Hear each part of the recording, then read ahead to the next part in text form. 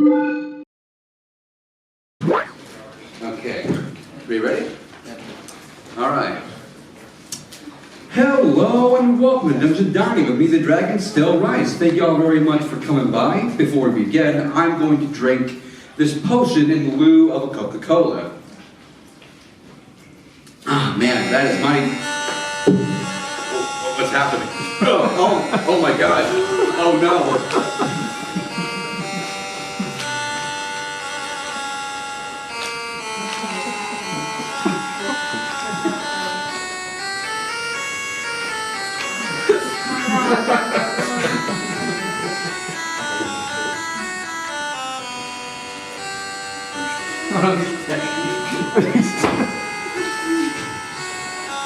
Whoa!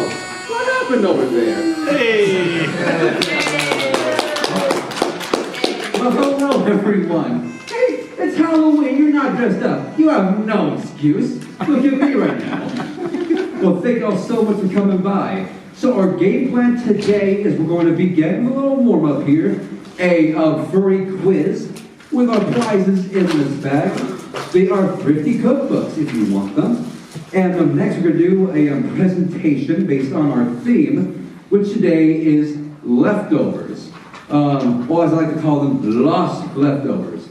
Preceding that, we'll do a video presentation. And following that, if you want any more cooking content, we'll watch that. And finish it up, we'll do a Q&A. If you have any questions for me regarding food and the subject at hand. So thank y'all so much. Let's begin. I'm out of breath. So, our furry quiz. And the way we're going to do this is I'll ask a question, y'all raise your hand, and I'll pick someone. That sound good? Yeah. Okay. Wonderful. Thank you so much. Question number 1. Other than meat, what do foxes like to eat? 1. Romaine lettuce. Wait. A. Romaine lettuce. B. I'll see 1 and 2, never mind. 1 romaine lettuce, 2 blueberries, 3 watermelon, or 4 chilies. Yes. Yes, it is you. Oh, blueberries. That is correct. It is blueberries. Hey. Thank you so much. Come on, try. Take a random one out of the bag if you wish. And what did you get? Pizza. Oh, you got a cookbook on pizza. Wonderful. All right. Yeah, there's the A's. Wonderful. Question A. Question 2. I'm confused now. Question 2. Cats are 95% of their genome with what feline? Lions. Oh, A. Lions. B. Cheetahs. C. Tigers. Or D. Panthers. Anyone? You're in the back there. Lions. Lions, that is incorrect. Well, Oh, the tiger. Come on by.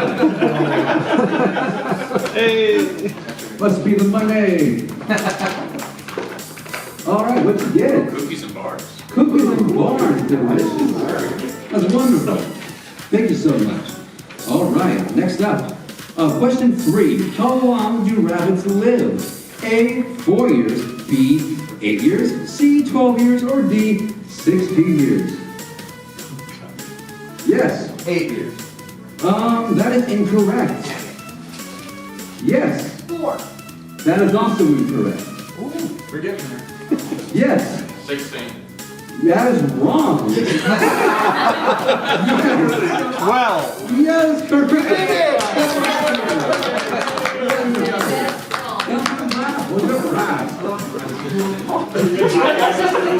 Thank you so much. My brain is like so wrinkled. Don't worry, mine's tapioca too. Slow cookers. Slow cooker. Oh, that's gonna be I know how to cook slow cookers now. Well, how about cooking a rabbit too? So, I'm kidding, sorry about that. Question 4. What dog breed can beat cheetahs in a race? A. Labs, B. Greyhounds, C. German Shepherds, or D. Chihuahuas? Let's see. Back there. B, Greyhounds? That is correct. It is Hey. Greyhound. Wonderful. So zoomy boys. Right? We got, this is question 4, right? Okay, we got one more question. Holiday.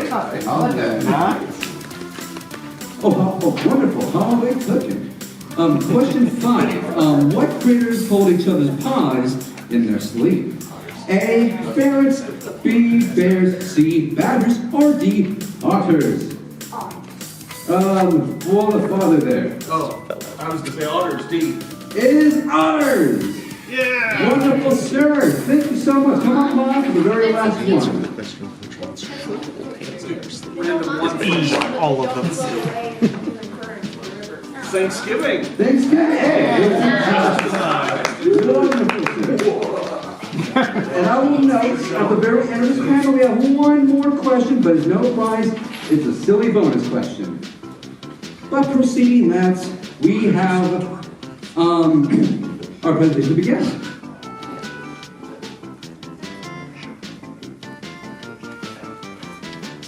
Okay, so for any home cooking, what you're gonna make is gonna be heavily dependent on some very basic things. Your herbs, spices, condiments, and staples you have right at home.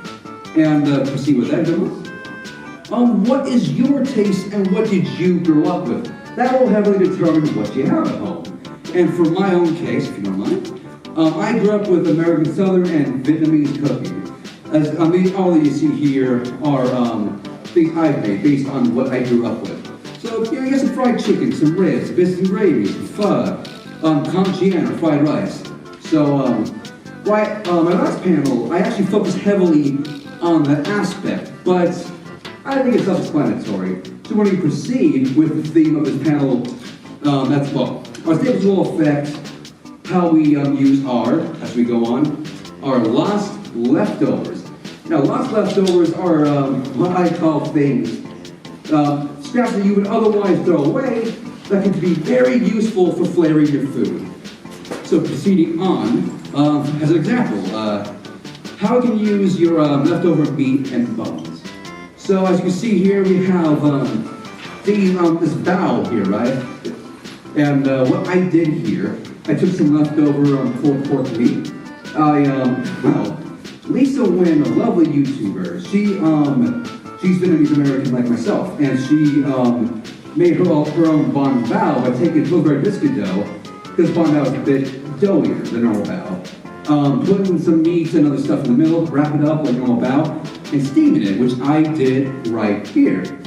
So that's a very efficient and delicious way to utilize some leftover meat. I'll put on nachos or rice, make a sandwich out of it, or in this case, I use some leftover Thanksgiving ham as a topping for some instant ramen.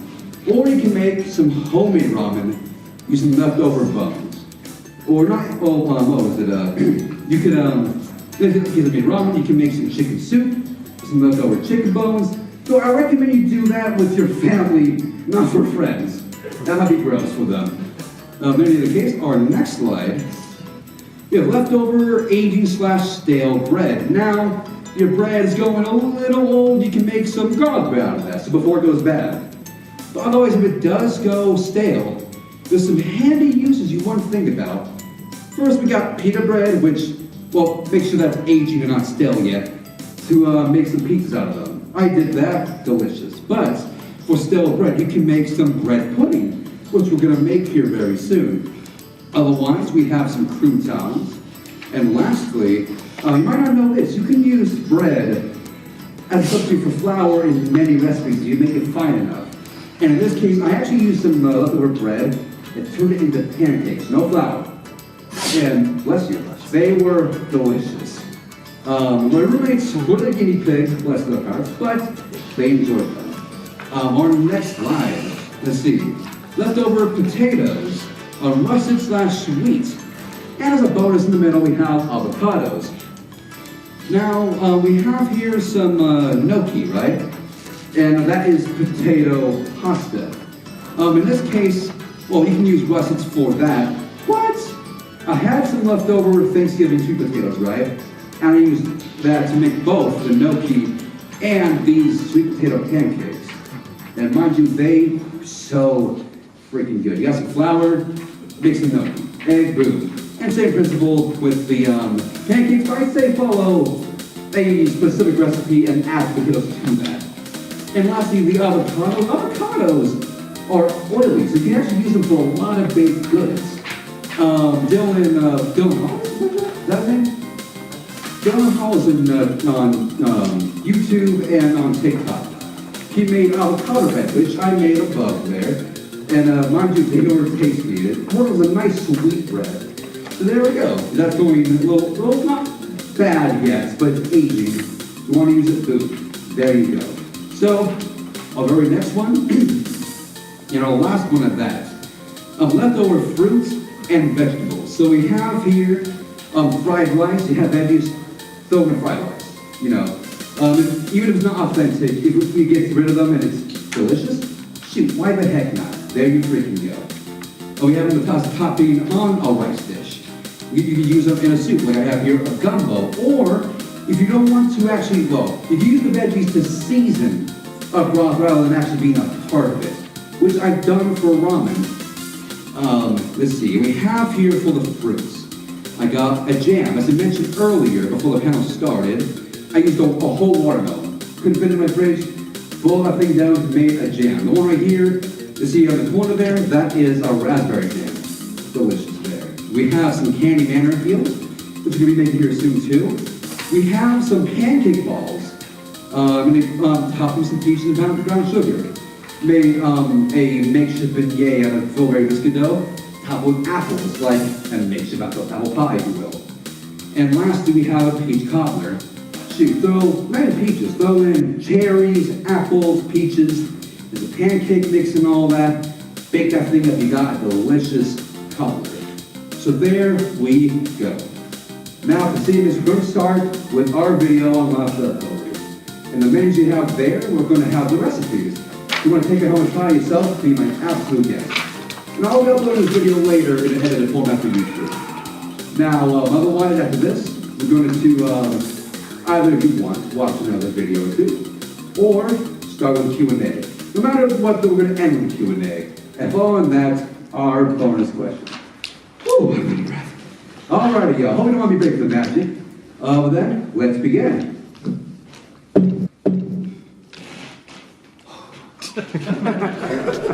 Hello and welcome to Dungeon Dining with me, the Dragon, Still Rice. And welcome, BLFC attendees. Say, folks, what do we do after you're done eating a meal? Well, aside from washing dishes, what do we all do after we finish a meal? We throw away the scraps. Now, be them before or after a meal, these scraps can have many applications that end up lost in a trash can. I like to call these lost leftovers. Today, we're going to use some often discarded items to make some tasty foods. And I'll tell you all some other applications for them. We're going to be using leftover mandarin peels, leftover french fries, and stale bread. Not to be mistaken with my cousin, stale inbred, who's not related to my uncle rice pudding. He's related to my other uncle who chocolate. Before we begin, we're going to go into our budget. And just to clarify, with my budgets, I typically exclude the following: herbs, spices, condiments, and staples. Essentially stuff that's already in the pantry or fridge. Now, I went to good old Wally World and I got ourselves 8 ounces of cheddar cheese for $2, Great Value brand Spam or luncheon loaf for $2.18, a can of diced tomatoes for $1.06, tortillas for $2.12, and a 6-pack of eggs for $1.22. Now, typically I would exclude eggs, but since we're using so many, I put them in the budget too. Now, folks, with our lot leftovers, we're making 12 servings of food plus snacks for $8.58. So, what are we making exactly? Now, starting with our mandarin peels, they have many great applications. For example, you can use them for a zest, or use them as aromatic to marinate your meat or your soups, like pho, for example. I've done the same thing myself. But for our purposes, we're going to make some candied mandarin peels. Next is stale bread. You can use that for so many things. For example, you can use them to make croutons, or you can use them as a filler for meatballs or meatloaf.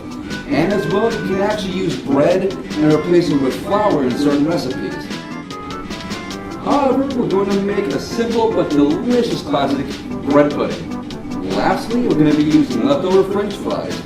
Now, I got these late one night going to Popeyes, and as it turns out, alongside my order, they gave me a whole box of fries with no charge. I guess they were just getting rid of stuff. And that was very kind of them. The fries might have been cold, but no worries. Now, you can reheat fries in an oven or an air fryer. However, not everyone can stomach them as easy reheated. But you could take those French fries and dice them into nice little potato bits.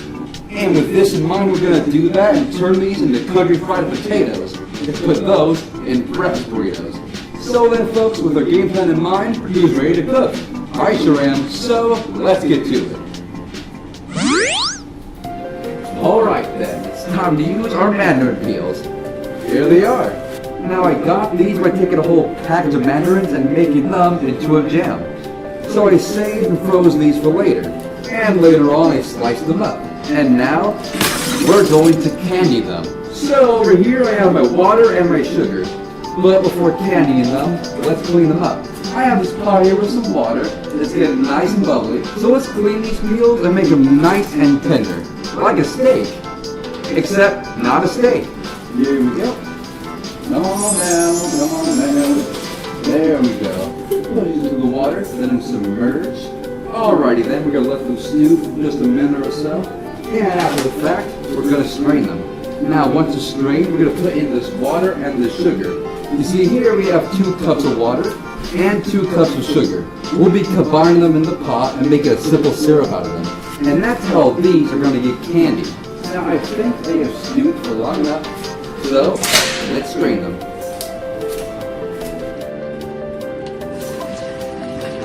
Ooh, you can smell them. It smelled delicious, by the way. Is that a quick rinse? So here's the and now with the simple syrup. Our 2 cups of water and our 2 cups of sugar. And we're going to let that combine. Now folks, I recommend if you work with sugar, use a wooden spoon.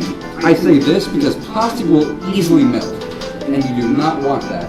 So we're going to wait for just a bit for the water and sugar to emulsify.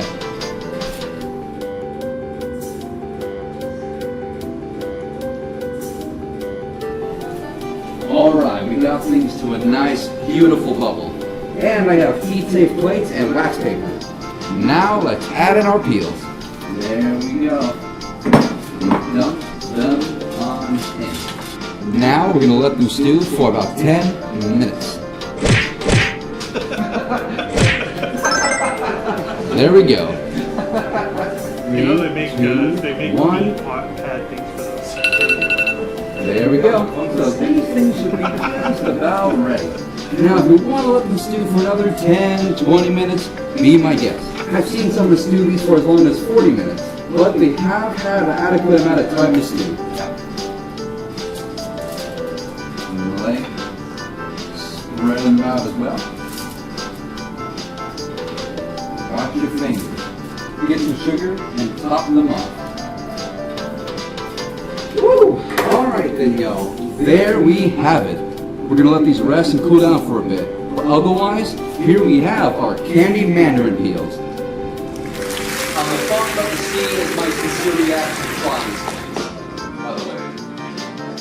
I turned on the audio, I got too loud. Are you f***ing serious? That works! Oh my god! Ow! Alright! Not even fully cool yet. They would benefit from a little bit more cooking. That worked though. That's perfectly adequate.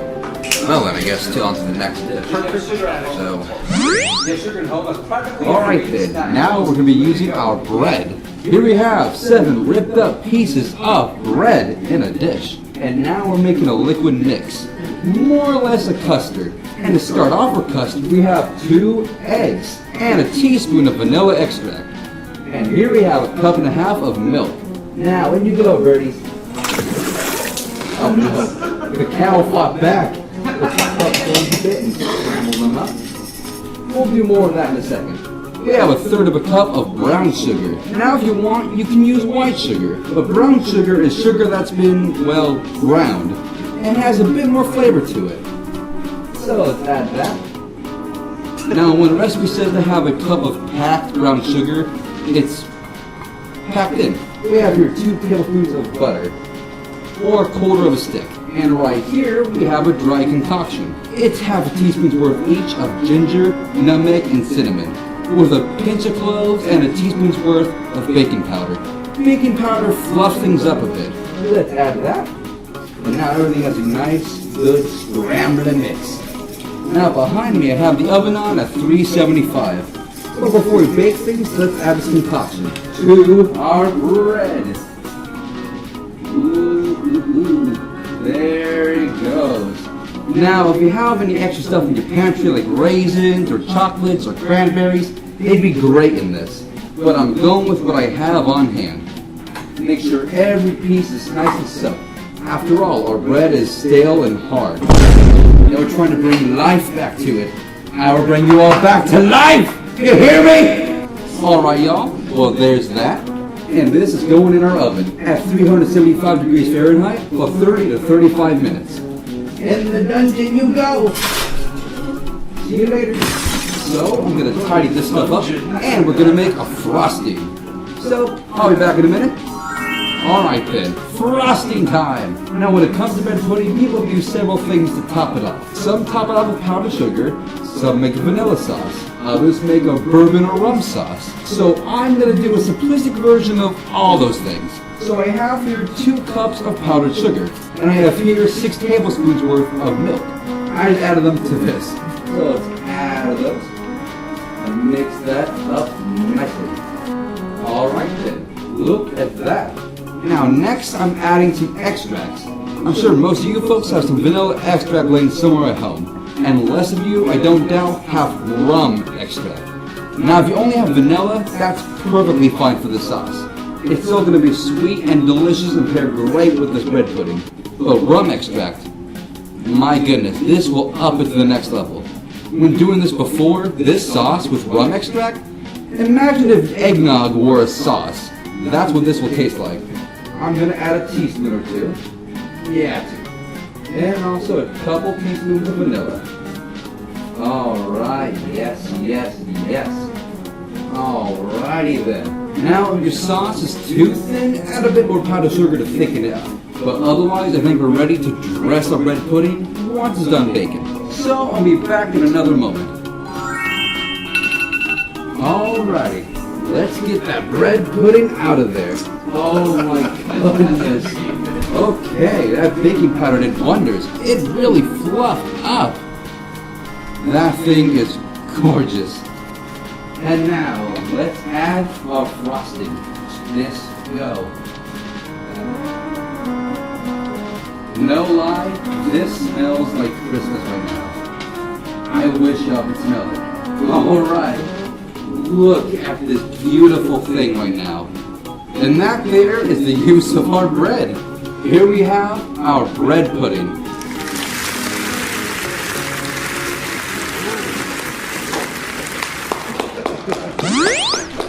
Now then, let's use our French fries. And as you can see, I did a lot of prep work here. Let me tell you about it. So, as you see here, we have some eggs, cheese, luncheon loaf, tomatoes, and our fries. So first I took our fries, which were frozen, defrosted them, and chopped them up really good. After that, I took our luncheon loaf and cubed them very small. Up there it goes. It's not showing them. That's so bizarre. Yeah, it's Asian American, so Apologies, y'all. Didn't have difficulties. We had them before we came by.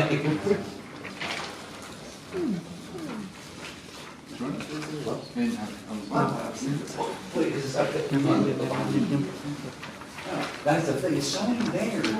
Oh, it's unplug real fast. We'll replug it up there in the shower. Oh yeah, I never did. Oh shit. That's bizarre. I have to go to the panel after this because yeah. Yeah, we start with things. The computer has committed violence. Just a moment there, y'all.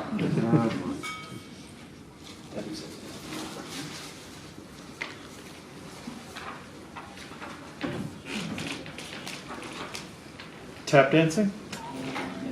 Take a second. In the meantime, what is a favorite food y'all like to make, perchance? Cereal. Cereal? Hey, not bad. Everyone likes cereal. Yes. Quesadilla. Quesadilla. Oh my god. Hey, that's perfect. So Yes. I once got some leftover like KFC, sausage and barbecue sauce, and then for breakfast, right? I added scrambled eggs to it, and that was pretty good. Hey, that's wonderful. And again, lots of leftovers. Perfect use for that. Oh no, the KFC we're gonna throw away. No. Don't do that. Use for quesadillas? I've done that before too. Well, with pork usually, so hey, chicken's great too. Anyone else? Any other takers for any favorite foods like to make? Always been a big fan of salt and pepper. It's easy enough to make. Come again? Salt and pepper. Sauce and pepper? Hey, can't go wrong. Yeah. Cannot go wrong. There are two left. Yes, you. Yes, you. I like making grilled cheeses, especially if you add some egg. It's really good. Absolutely. Friggin' delicious. You can't go wrong. Those are staples you have at home. That's great. Although if I can recommend personally, I don't know if not everyone likes Spam, and I obviously made use Spam in this burrito here, but put that in a grilled cheese. Delicious. Or, like I said, you got some beef at home, like, oh, I got some, I don't know. You went to Applebee's, got some tacos, tortillas, all like wrinkly, too wet. Grilled cheese food. It's gonna be delicious. You in the yellow. I'm just now learning how to cook and everything. Wonderful. In my family, everything either steamed or boiled, so. But the thing is, I will say, there is nothing wrong with that, but it is good to find some versatility in other methods of cooking. But hey, that's a wonderful I think that's stuff. I've been learning how to make omelets, because I need to eat healthier, so I've been eating them like tea dinners and microwavable stuff. And so I've learned how to make omelets, and I'm making veggie omelets, and I'm learning how to saute vegetables, and all that stuff. So I've been learning all that. That's freaking wonderful. Hey, you're a step ahead of me, because I try to make veggies, but I still gotta get better at doing them. So you're a step ahead of me. Congrats on And that. I love sauteed mushrooms. Oh, yes. Did you watch the Mario movie by chance? The Super Mario Bros. Movie? There's a pasta dish in that movie that is just, it's a creamy mushroom pasta, right? And it's sauteed mushrooms, make a cream sauce with that. You should try that. I think you would love it. Thank you so much. If you want a recipe though, I actually, on my menu, I have the bottom of my YouTube channel there. I have a recipe for that if you want to do it on the shorts end of things. So again, thank you for sharing that with us. And love the Kiku, by the way. Oh, thank you. You're welcome. Hey, Dragon 2, I love it. Anyone else? Are we good? Are we good? Oh, we're good. Okay. Back to it. Yes. Yay. Now then, let's use our French fries. And as you can see, I did a lot of prep work here. Let me tell you about it. So, as you can see here, we have some eggs, cheese, luncheon loaf, tomatoes, and our fries. So first I took our fries, which were frozen, defrosted them, and chopped them up really good. After that, I took our luncheon loaf and cubed them very small. I seasoned it with some hoisin sauce and some chili paste. I also took our cheddar cheese and I grated it. And lastly, I took our eggs and I scrambled them. So there we have our smorgasbord of stuff to make burritos out of. So now we're going to take all this and fry it up. Except the cheese, of course. Starting first with the potatoes. The Spam will take no time at all to cook. So we're starting with these. Add some oil to the pan. But first let's say goodbye to the paws. And add these in. And for the potatoes, right here I have a seasoning mix. Now this consists of half a tablespoon's worth each of onion powder, garlic powder, cayenne pepper, and thyme. And while those cook, let's get the eggs cooking too. Now with eggs, you can use multiple cooking fats to cook them. Right here I have vegetable oil. You can also use canola, butter, but I'm going simple dimple today. Whiskey. Clean up as you go. Nice, simple, scrambled eggs. And after we're done, we're going to season them with some salt and pepper. Alright, let's add the seasoning. You add half for now, and the other half near the end. Now back to the eggs. Ooh, those are fluffy. And the potatoes smell real good right now. Don't want to overcook them, they should be done right now. There we go. Nice, soft, fluffy eggs. Kill the heat for now. Alright. And now to cook alongside them, our Spam. Come on. Listen to that. You can smell it too. Got a beautiful potato and pork hash. Salt. Pepper. Alright y'all, it's gonna take a minute to get these nice and cooked up. So I'll be back in just a moment.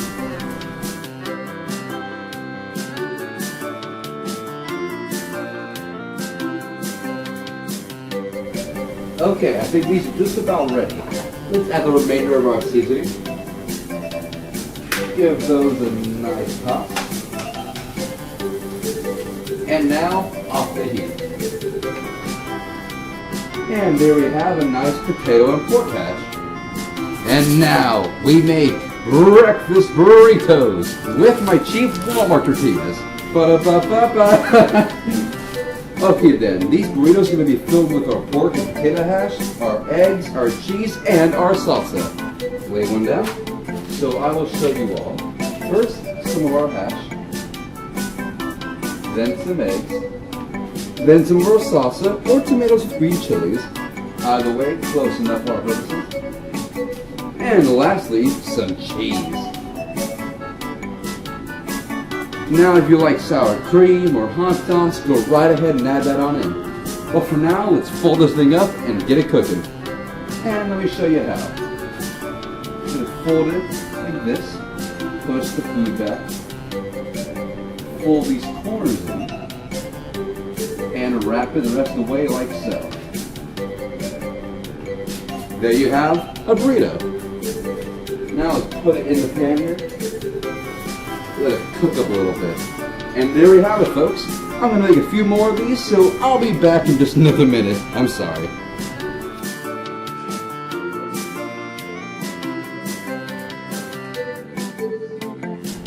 Alrighty, folks, we finished our burritos. Look at that, 6 girthy burritos. But we're not done just yet. You see, our package here had 8 tortillas.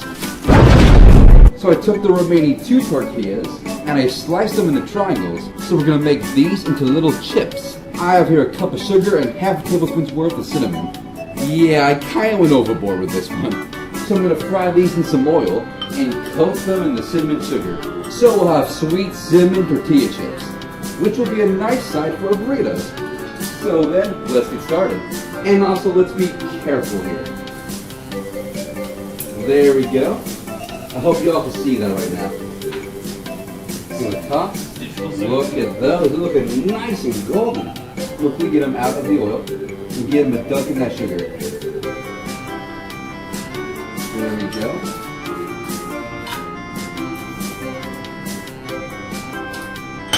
Alright folks, those are our first few. I have quite a few more to make, so we're doing another time skip.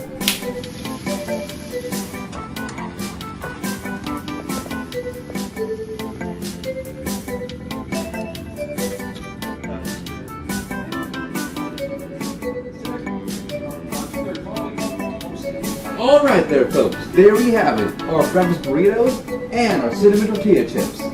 Look at all of those. Now, if I do say so myself, this was a great use of our fries and our tortillas. Speaking of the tortillas, one moment there.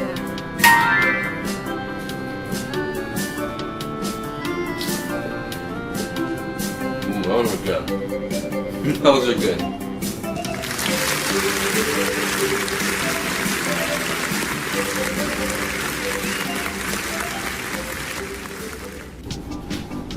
Done and done.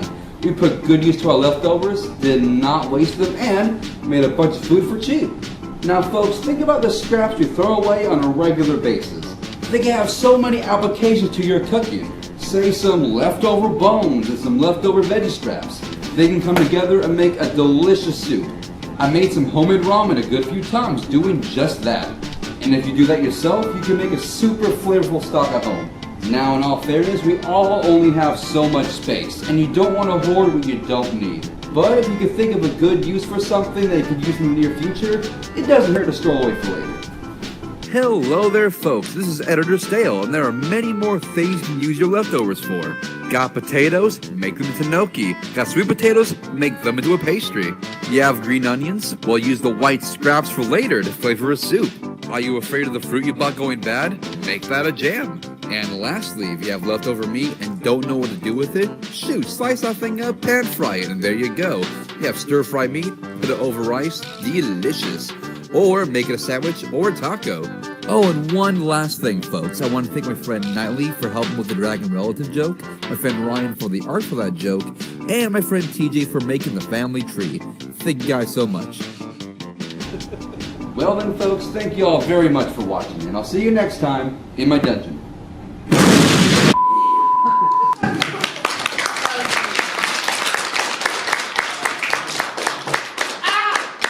Well, thank y'all very much there. We're not done just yet. We have 15 minutes left, so real fast, how about we do ourselves a quick Q&A? Are there any ideas leftovers you all have, or any dishes you like to make, or rather, what staples do you have on that you like to use? Hello there. I like to know about the burritos, but those free as well? It's fun. I haven't tried doing so, but I was considering doing just that. So I reckon they could be good for frozen leftovers. Because I would say recommend baking them probably, so you defrost them then bake them, I'd say. So there you go. And maybe in aluminum foil so they stay warm too. That could be handy. Used a different recipe when my wife similarly makes breakfast burritos, and the hardest part was too long trained as a bachelor, and I reheated them in the microwave, which made the tortilla all tough. So the reheating is critical when you freeze them. No, absolutely. Yeah. Although I recommend, you're gonna do like bread, like say tortillas, bread, rice. What I do is like I get a cup of water, put it in the microwave, right? Although, well, some people do that, right? I do it too, but I get like a shot glass filled with water, right? It'll get hot faster and evaporate quicker. All that moisture is going to keep the bread, well, I haven't tried with tortillas yet. But definitely keep bread and most definitely rice fresher while reheating it. So I recommend that for you. Okay, cool. Anyone else perchance? Yes, there, hello. So frequently I enjoy improvising in the kitchen because that's a lot of fun. Recently I was planning to make a stew, but realized I had neglected to get broth. So I decided to turn the lack of moisture into an advantage, and I made gravy instead, and started looking through my spices and made an adobe gravy over baked potatoes with chopped bell pepper and carrot. See, no, there you go. That's genius. That's wonderful. That's good. It was so tasty. It was really good. Hello back there. The subject of improvising, lately I've been making for breakfast savory oatmeal. Oh, I'm curious.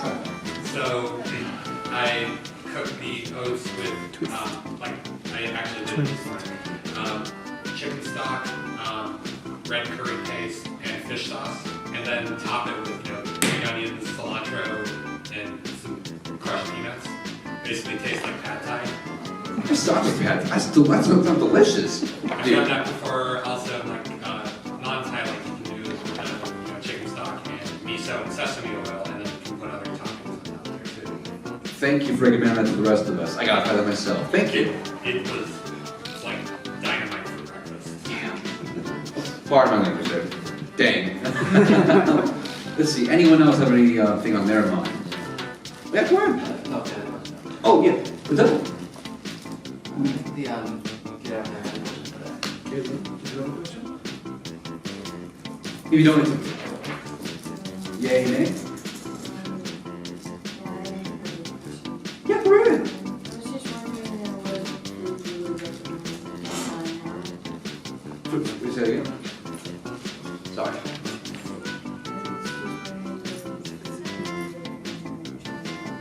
Try it out.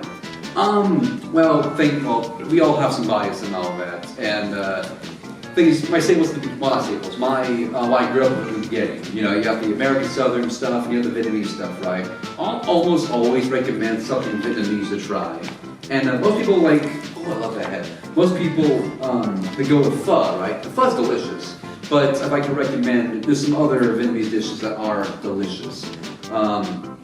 They have bánh xào, which is a crepe. There's bánh, which means bread or cake in Vietnamese.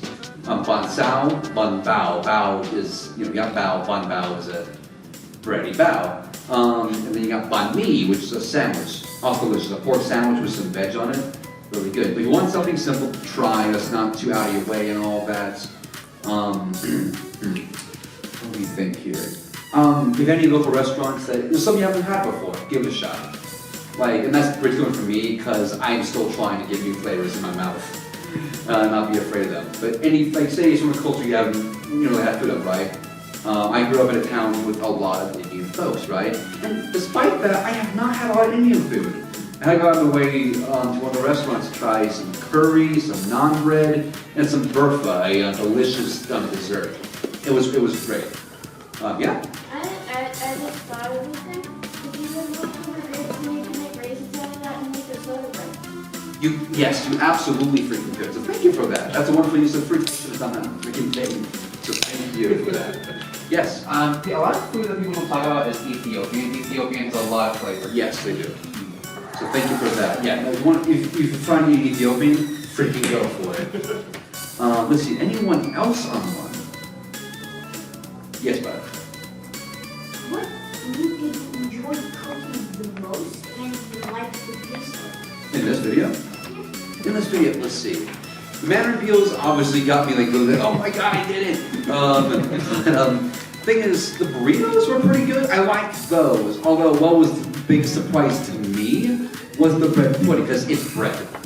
Because like, the peels, I'm like, okay, yeah, it's gonna be like candy, sweet. Oh, the bread burrito, it's gonna be girthy and fill you up really nice, wonderful. But the bread pudding, like, I turned, like, You didn't have any idea because it's like bread and pudding are way different things. Right, exactly. You take something that's kind of like flavorless and boom, make it into something you want to eat. Wow, that's something else. And that rum extract, again, non-alcoholic rum extract, folks, is wonderful. Again, folks do like a bourbon and a rum sauce, which they do over the pot, and it's delicious. But I'm lazy, so I didn't do that. But like the powdered sugar, like more or less a cinnamon roll frosting with the rum extract, got the flavor you want there. So that's wonderful. And but otherwise, though, yeah, no, I say y'all go for that if you want to try it out. Bread burritos, you do whatever you want with that. And the best fast food fries, if you have left over to use, I'm sorry to say, Burger King, like, their fries suck, okay? I'm just gonna say that. The fries suck unless they have sauce. But chop those up, put those in a burrito. They are like weirdly, like they're made for that, which is a crying shame. So the two good things about Burger King are the chicken fries and the fact that fries are good for leftovers or fried potatoes. So there you all go. Anyone else for anything? A chance? Yes. Honestly, kind of unrelated, but I think that this is kind of good because my name is Spooky Fries. Spooky Fries. It's Halloween, where is this? Spooky Fries. That's wonderful. Now with ghost pepper. And likewise, stale rice. I mean, hey, food puns. And Halloween, thanks for that actually. That's great. How much time do we have left? We got a little extra time. Maybe a short. How many shows in the shorts actually? Why the heck not? And following that, we will finish up with our bonus question. We did. Oh, not. Oh yeah, you should go to my channel and all that.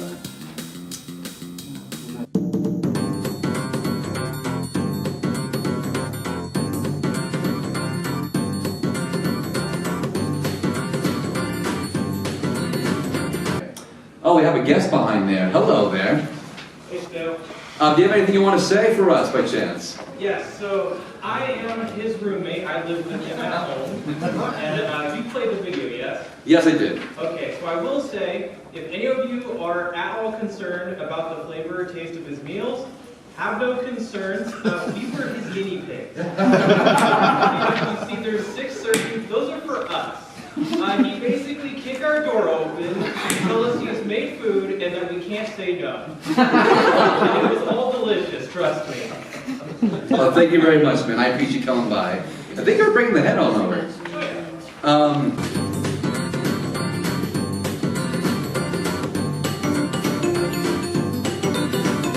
And, that's the end of that. We got one more thing, our bonus questione. Bonus question. What is a dragon's greatest possession? gold, gems, kabold, or none of the above? I get no price for this All one. of the above. Gold. No, but that's good. That's a good one though. It's close. Yes. Huh? Both of you are correct. None of the above. It is his princess. Thank y'all so much for coming by. And y'all have a lovely convention. Thank you for coming by. I really appreciate it. Take care of yourselves. And goodbye. If you have more questions, feel free to come on by and talk to me while I wrap up. Yeah.